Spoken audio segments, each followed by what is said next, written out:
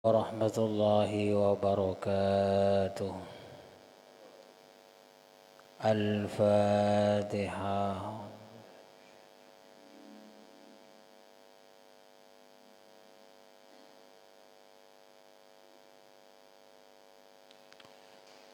Bismillahirrahmanirrahim. Qala al-muallif rahimahullahu ta'ala wa nafa'ana bi'ulumihi fid dharain amin. Masih di bab dermawan karena Allah Ta'ala bagian ketiga. Kemarin sudah dijelaskan menurut hadis muttafaqun alaih, ada dua hal yang boleh iri, yang lainnya tidak boleh. Pertama, iri kepada orang yang mempunyai ilmu, kemudian ilmunya disampaikan, diamalkan, dan disampaikan kepada orang lain. Yang kedua adalah orang kaya yang banyak hartanya, tapi dia dermawan karena lillahi ta'ala. Sekarang hadis kedua. Wa anhu qala Rasulullah sallallahu alaihi wasallam, ayyukum mal warisihi ahabbu ilaihi min mali. Nabi bertanya, harta warisan apa yang paling disukai? Qalu, sahabat menjawab, ya Rasulullah, ma minna ahadun illa maluhu ahabbu ilaihi. Tidak ada kita semua ini kecuali senang semua sama hartanya. Jadi mulai dulu orang itu memang senang sama harta ya. Tidak ada yang senang sama miskin. Jadi mulai lambat lah ya. Manusiawi, ya, bahasanya manusiawi. Ketika ditanya sama Rasulullah, harta warisan apa yang paling disukai? Ya, sahabat jawab, kita semua ya pasti senang sama harta ya Rasulullah.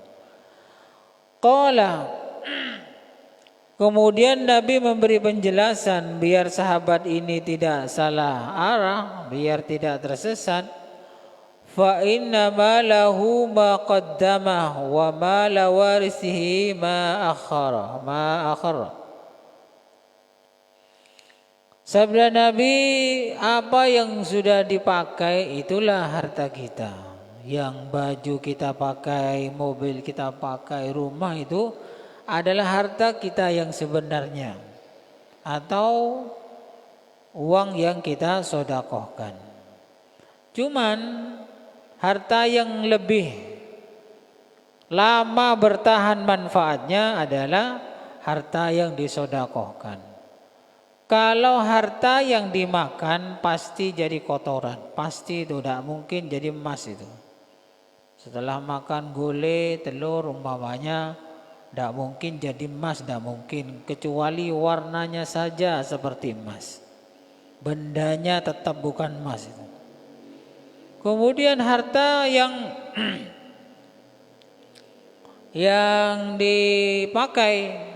dipakai pasti rusak, suatu saat rusak. Mungkin baju, rumah, mobil, sepeda motor itu pasti rusak. Itu memang harta kita. Ya, yang sudah dipakai itulah yang harta kita. Sedangkan harta yang diwariskan, nah ini bukan harta kita wis. Bisa jadi rebutan, bisa oleh anak keturunan kita dibuat untuk yang bukan-bukan, sembrono, dibuat maksiat dan lain sebagainya. Makanya harta yang dimakan akan menjadi rusak, yang kita pakai akan menjadi rusak, sedangkan yang ditinggalkan akan menjadi warisan yang diperebutkan. Banyak orang ini kalau sudah orang tuanya meninggal, warisannya diperebutkan sampai bertengkar. Bahkan ada yang keburu untuk mendapatkan warisan, ayahnya dibunuh. Jadi dibunuh, kadang warisannya dirampok oleh anaknya sendiri. Yang paling aman harta kita yang sebenarnya adalah yang disodakohkan. Itu tidak bisa dicuri, tidak bisa diambil, tidak bisa dirampok, kecuali oleh kita sendiri. Dengan cara apa? Dirusak dengan riya, pamer. Hadis ketiga, wa an Adi bin Hatim radhiyallahu anhu. Anna Rasulullah sallallahu alaihi wasallam qala ittaqun nar walau bisyikki tamratin, muttafaqun alaih. Takutlah kalian kepada siksa api neraka walaupun separuh satu korma. Jadi separuhnya korma. Apa maksudnya hadis ini? Hadis ini maksudnya bersedekah itu jangan menunggu kaya. Saya kalau sudah kaya nanti akan sedekah, tidak usah. Kadang semakin kaya godaannya semakin banyak. Semakin banyak uangnya semakin banyak setannya. Uangnya 1.000, setannya juga 1.000. Uangnya 1 juta, setannya juga 1 juta. Tujuannya apa? Setan itu agar supaya tidak disodakohkan. Jadi di sini menurut hadis muttafaqun alaih, takutlah kalian kepada neraka walaupun separuh korma. Tahu korma? Ya korma itu sedikit. Tidak ada korma kayak nangka, nggak ada. Korma itu pasti sedikit, kecil maksudnya. Jadi sodako itu tidak usah nunggu kaya, miskin pun silakan.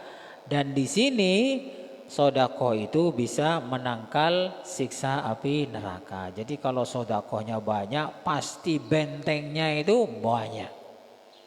Sulit untuk ditembus oleh siksa api neraka. Nah ini yang bagus diamalkan oleh orang-orang yang banyak uangnya. Yang tidak banyak uangnya juga boleh mengamalkan. Sodako tidak harus banyak. Punya uang 1.000 ya 1.000.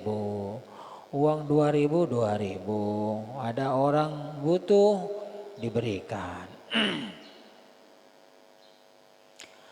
Hadis keempat, wa an Jabir radhiyallahu anhu qala ma su'ila Rasulullah sallallahu alaihi wasallam syai'an qattu faqala la, muttafaqun alaih. Nabi Muhammad ini kalau diminta oleh orang tidak pernah menjawab tak langkong seporana sake bangkong tek sarana. Tidak pernah. Artinya tidak pernah menolak. Nabi Muhammad kalau diminta oleh orang, ya Rasul minta makanan pasti dikasih, asalkan ada loh ya.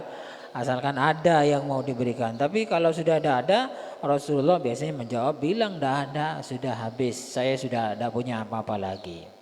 Nah kalau kita biasanya menolak, bilangnya tidak ada, padahal ada. Nah ini ujiannya orang kaya ini. Ada dibilang tidak ada. Ada orang yang minta sumbangan, bilangnya tidak ada, padahal ada. Ujiannya orang kaya. Ujiannya orang berilmu, kadang tidak punya uang, tapi ilmunya ada. Kadang ya kadang. Kau caen bi orang yang, ceramah melolo, bagian sedekah yang sukuni. Ini sama ya. Isi pengajian terus. Pas ada pintaan sumbangan, ngasih tapi sedikit. Ya sama-sama punya ujian ya. Kalau yang kaya yang tadi itu wis. Ada bilang tidak ada ya. Yang miskin apa ujiannya? Kakek miskin, tak nyombong ya. Sama punya ujian loh ya. Jadi bagaimana yang enak? Terima saja wis, terima saja, jalani saja. Yang mampu 1.000 ya 1.000, yang mampu 2.000 ya 2.000, silakan. Yang penting lillahi ta'ala. Ada orang bilang tidak penting ikhlas, yang penting banyak. Iya, yang penting banyak menurut manusia. Tapi menurut Allah Ta'ala yang penting itu sedikit walaupun ikhlas. Ikhlas walaupun sedikit. Lebih banyak ya lebih baik. Jadi pandangan manusia itu beda-beda. Banyak guys yang beredar tidak apa-apa walaupun tidak ikhlas, sepenting banyak. Bagus juga itu. Cuman kalau menurut pandangan Allah Ta'ala yang penting ikhlas. Tapi ikhlas itu jangan ngomong-ngomong ya. Saya walaupun sedikit ini ikhlas. Kalau ngomong begitu tuh bahasanya, jangan saya walaupun sedikit ikhlas, tidak usah ngomong ya. Ya diam gitu aja wis. Kalau ditanya, ikhlas sampean ini buat saya lapar. Oh ikhlas, nah, baru itu kata-kata ikhlas itu diungkap. Kalau tidak ditanya, tidak usah disebutkan. Saya menyumbang 10 juta, saya ikhlas, tidak usah ngomong gitu. Kalau ditanya ada orang miskin, kemudian minta makanan, dikasih sama kita. Kemudian nanya, Pak, sampean ikhlas ini Pak, mau saya makan. Oh ikhlas, ikhlas. Itu baru begitu ngomongnya ikhlas itu. Kalau udah ditanya, udah usah ngomong ikhlas lah. Biasa ngasih gitu ya. Jangan maturnya saya banyak omong ya, biasa aja. Jadi Rasulullah kalau diminta pasti menjawab ada. Tidak pernah menolak. Kalau udah ada ya bilang dah ada. Jadi Rasulullah kalau diminta sampai habis ya. Banyak sahabat yang begitu tuh banyak. 1 kali datang, 2 kali datang, 3 kali datang, keempat kalinya Rasulullah mengatakan maaf sudah tidak ada yang mau saya berikan. Untuk saya makan sendiri tidak ada. Jadi begitu.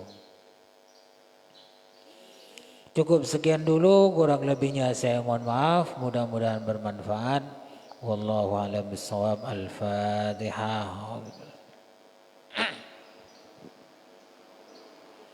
Assalamualaikum warahmatullahi wabarakatuh.